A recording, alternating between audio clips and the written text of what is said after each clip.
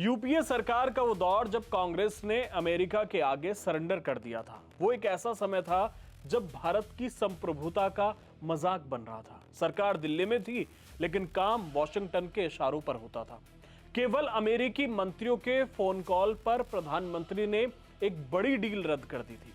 दूसरी तरफ समय पर फैसला नहीं लेने की वजह से भारत के हाथ से एक बहुत बड़ा प्रोजेक्ट निकल गया।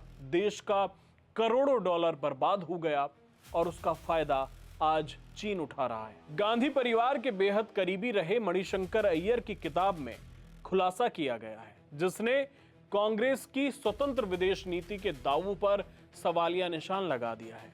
क्या सच में मनमोहन सरकार अमेरिका के इशारों पर नाच रही थी? क्या भारत ने अपनी ऊर्जा सुरक्षा को सिर्फ इसलिए दांव पर लगा दिया क्योंकि वॉशिंगटन खुश नहीं था?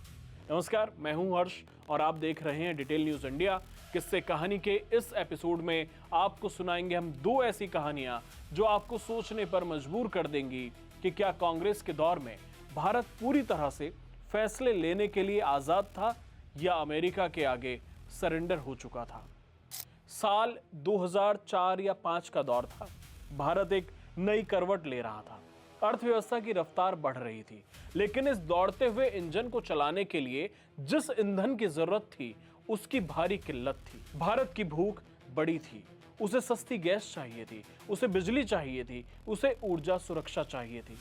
इसी भूख को मिटाने के लिए एक सपना देखा गया जो न केवल भारत की किस्मत बदल सकता था, बल्कि साउथ एशिया के नक्शे पर शांति की एक नई इबारत लिख सकता था। नाम था IPI pipeline, Iran Pakistan India pipeline. इसे पीस पाइपलाइन भी कहा गया। भारत को महाशक्ति बनाने के लिए उसे खाड़ी देशों और मध्य एशिया से सीधे जुड़ना जरूरी था। ईरान के पास दुनिया का दूसरा सबसे बड़ा गैस भंडार है। योजना यह थी कि ईरान से एक विशाल पाइपलाइन निकलेगी जो पाकिस्तान के रास्ते होते हुए भारत के राजस्थान तक आएगी। यह सिर्फ एक व्यापारिक समझौता नहीं था, इसके पीछे की गणित को समझिए। इस पाइपलाइन के लिए पाकिस्तान को हर साल रॉयल्टी मिलती, इसलिए पाकिस्तान भी तैयार था। पैसे के भूखे पाकिस्तान को रॉयल्टी में मोटी रकम मिलती तो वो भारत को नुकसान पहुंचाने के लिए नापाक हरकतें भी शायद नहीं करता। यानी ऊर्जा के बदले शांति की योजना थी। मणिशंकर अय्यर अपनी किताब ए मैवरिक इन पॉलिटिक्स में लिखते हैं कि उन्होंने इसके लिए अपनी पूरी ताकत झोंक दी थी। ईरान को मनाया गया, पाकिस्तान के साथ लंबी बातचीत हुई। तत्कालीन प्रधानमंत्री डॉक्टर मनमोहन सिंह इस प्रोजेक्ट के पूरे समर्थन में थे। फाइलें तैयार थी, टेंडर निकलने वाले थे और ऐसा लग रहा था कि भारत अब ऊर्जा के मामले में आत्मनिर्भर होने की राह पर है। लेकिन इस प्रोजेक्ट के फाइनल स्टेज पर पूरा खेल बदल गया। मणिशंकर अय्यर चौंकाने वाला दावा करते हैं। वो बताते हैं कि जब मैं इस प्रोजेक्ट के टेंडर के लिए बात करने प्रधानमंत्री के पास पहुंचा तो उनका लहजा बदला हुआ था। मणिशंकर अय्यर के मुताबिक मनमोहन सिंह ने उनसे कहा कि मणिशंकर, रहने दो, मेरे पास अमेरिका के 3 मंत्रियों के फोन आ चुके हैं। अमेरिका इस प्रोजेक्ट से खुश नहीं है। ये वो दौर था जब अमेरिका ईरान को दुनिया से अलग थलग करने में लगा था। परमाणु कार्यक्रम के चलते अमेरिका ने ईरान पर सख्त प्रतिबंध लगाए थे। वॉशिंगटन किसी भी हाल में यह नहीं चाहता था कि भारत जैसा बड़ा उभरता हुआ बाजार ईरान के साथ कोई भी लॉन्ग टर्म एग्रीमेंट करे।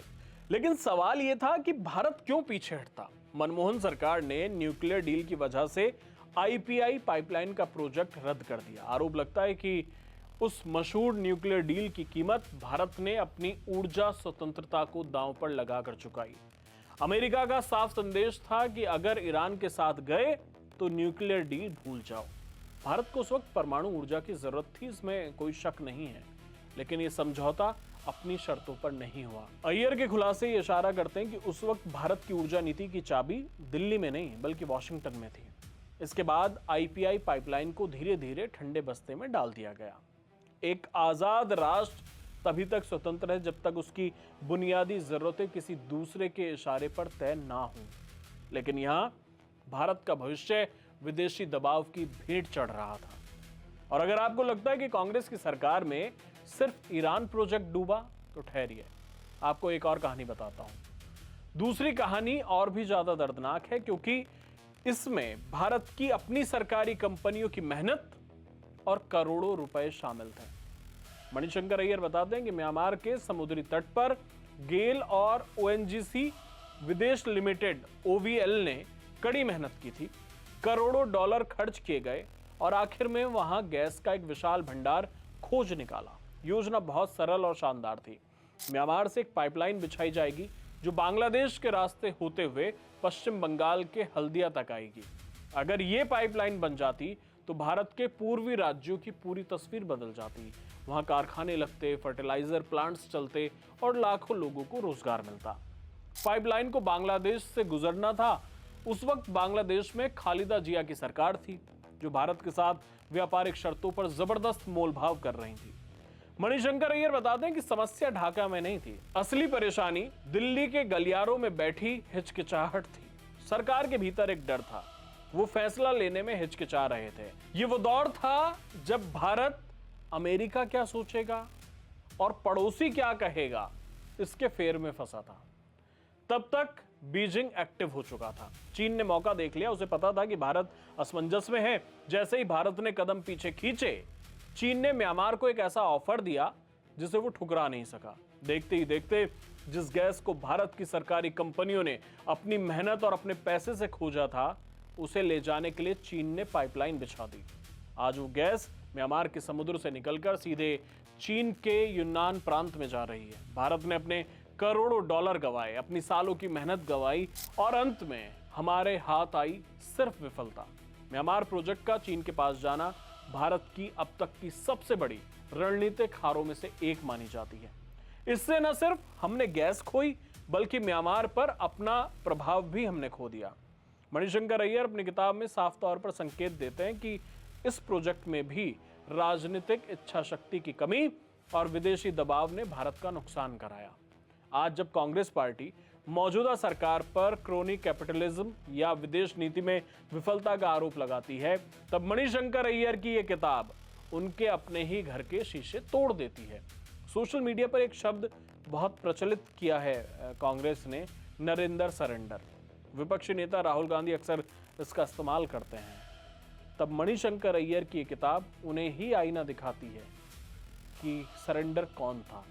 अय्यर जो गांधी परिवार के सबसे वफादार लोगों में से एक रहे हैं, जब वो अपनी ही सरकार की इस लाचारी को उजागर करते हैं तो सवाल उठना लाजमी है, क्या वो सरकार का सरेंडर नहीं था? कांग्रेस अमेरिकी मंत्रियों के एक फोन कॉल पर देश के प्रोजेक्ट्स बंद कर देती थी। यूपीए के उस दौर में ऊर्जा सुरक्षा को दांव पर लगाना भारत के भविष्य के साथ खिलवाड़ करने जैसा था। अगर आज आईपीआई पाइपलाइन होती तो शायद भारत में ईंधन की जो व्यवस्था है वो बहुत बदली हुई होती, कीमतें अलग होती, सब चीजें व्यवस्थित होती। अगर म्यांमार की गैस हमें मिल रही होती तो हमारा पूर्वी भारत आज औद्योगिक हब बन चुका होता। इतिहास हमें सिर्फ ये नहीं बताता कि क्या हुआ था, बल्कि ये भी सिखाता है कि क्या नहीं होना चाहिए था। इतिहास को जानना इसलिए जरूरी है ताकि हम भविष्य में वही गलतियां ना दोहराएं। आपको ऐसे ही किस्से कहानियों के दूसरे एपिसोड देखने हैं तो हमारे चैनल पर प्लेलिस्ट ओपन करिए और आपको बहुत सारे ऐसे किस्से मिलेंगे जिनसे आप मुखातिब नहीं हुए होंगे आज तक। आपको मजा आएगा। आपको ये प्रोग्राम कैसा लग रहा है कमेंट करके जरूर बताइए और इस वीडियो को खूब ज्यादा शेयर कीजिए। फिर अगले रविवार शाम 6 बजे मुलाकात होगी इसी तरह के एक नए किस्से के साथ। धन्यवाद।